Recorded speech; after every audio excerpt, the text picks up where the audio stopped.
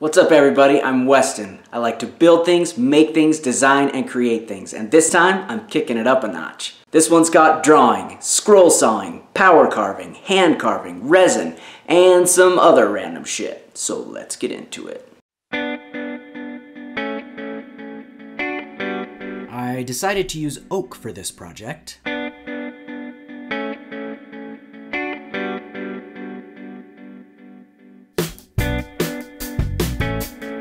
As you can probably tell already, this is going to be a tree. I drew this oval up in Adobe Illustrator so I could make sure it was exactly the size I wanted because I'm going to use this drawing as my template for cutting the tree out of the wood and then sort of shaping the branches later.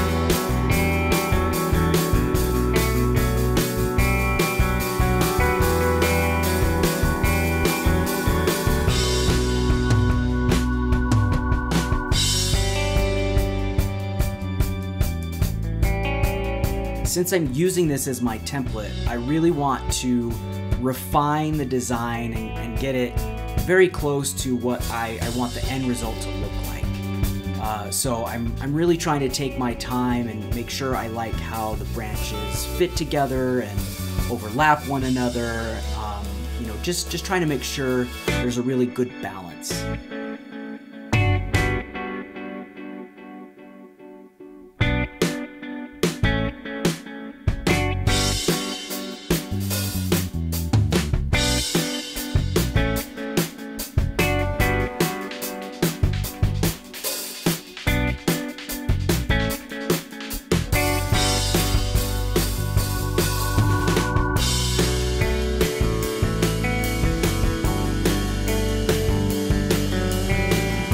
I guess you could say it's sort of a tree of life. That really wasn't what I had intended or set out to do, but I can see where one could call it a tree of life.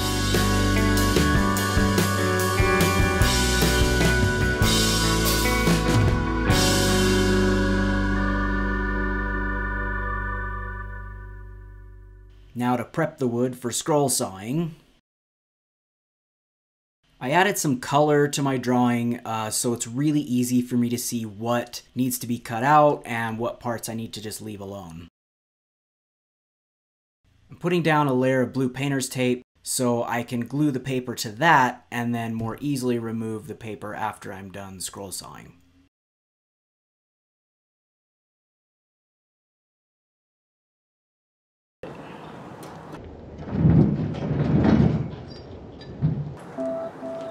Using some spray glue to attach the template to the taped board.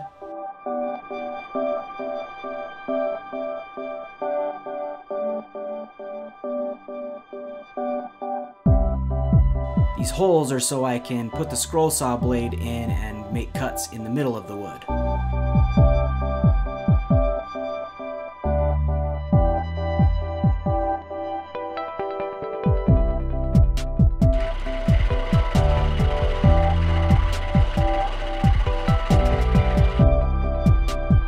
Because my boards are held together with just glue, I'm leaving the glued portion there until I'm pretty close to entirely done with the carving process, just to give it a little more strength while it gets carved.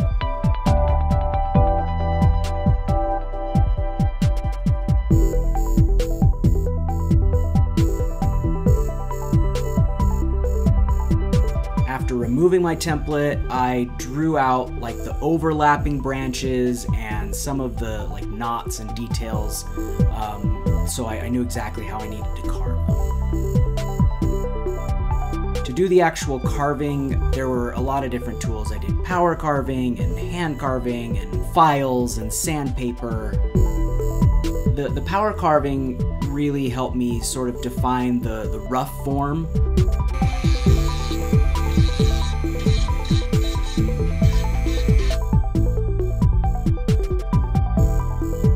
And then the hand carving was really to refine that form.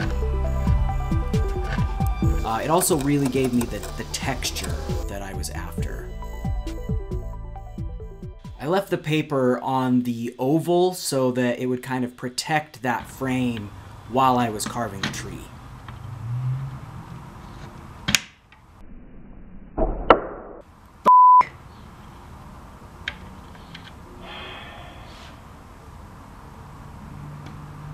Sometimes mistakes are made, and we've no choice but to carry on.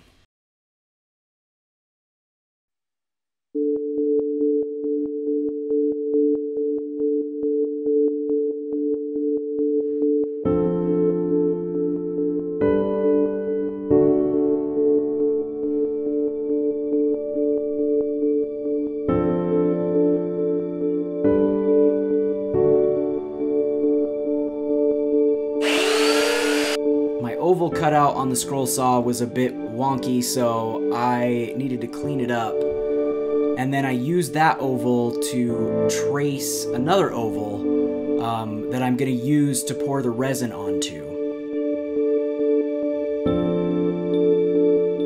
I'm using tuck tape to create a barrier or like a wall for the resin.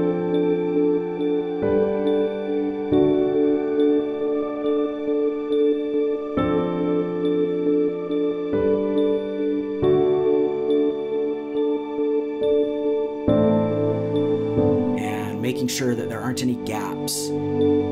Just to be absolutely sure I don't get resin leaking everywhere, I glued it onto some cardboard with hot glue. So I'm mixing up the resin to do the back.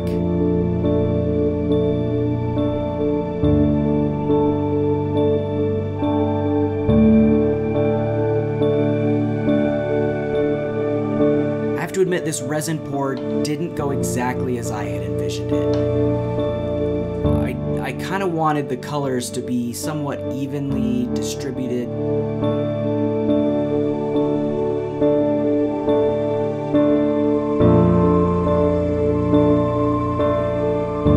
Although I wanted the resin colors to sort of blend, I didn't want them to blend quite this much. The pink really just invaded the purple area, but I've since learned that if I had let the resin cure a bit longer before pouring it, it would have blended a little more subtly.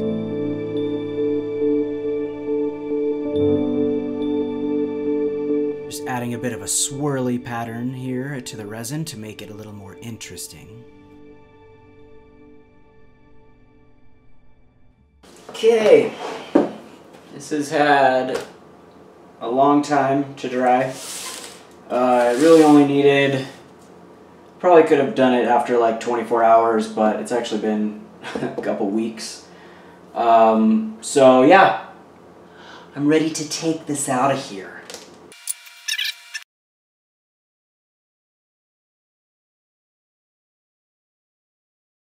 It's a little flappy bit.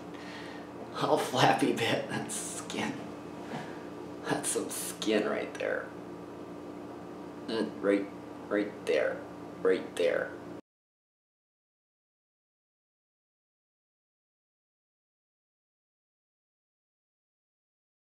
Yeah, you can see really well in that reflection. So there's definitely a little lip.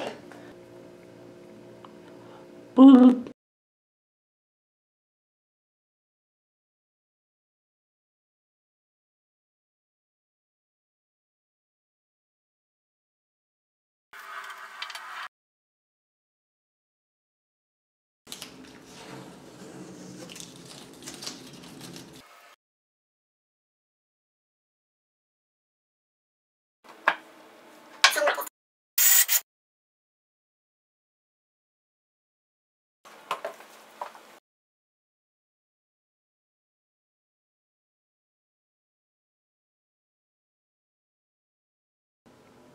That's what we're sanding down.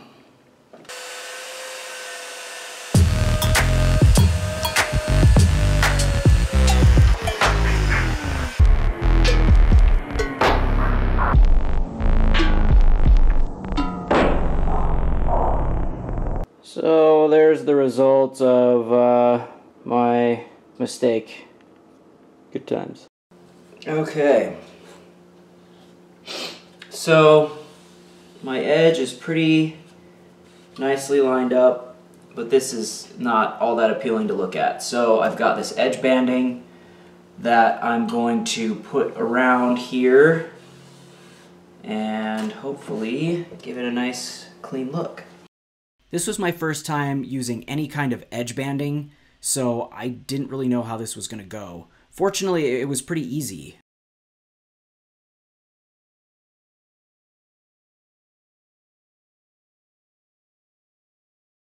Then I just used an X-Acto knife to cut away the extra.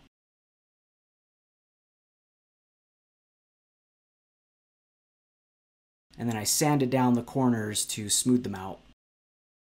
Then I finished everything off with several layers of spray polycrylic, and voila! After a zillion steps and many hours, this bad boy is finished.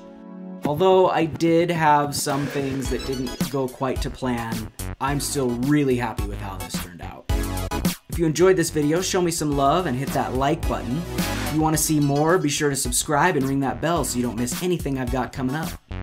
Thanks for watching, everybody. I'll catch you next time.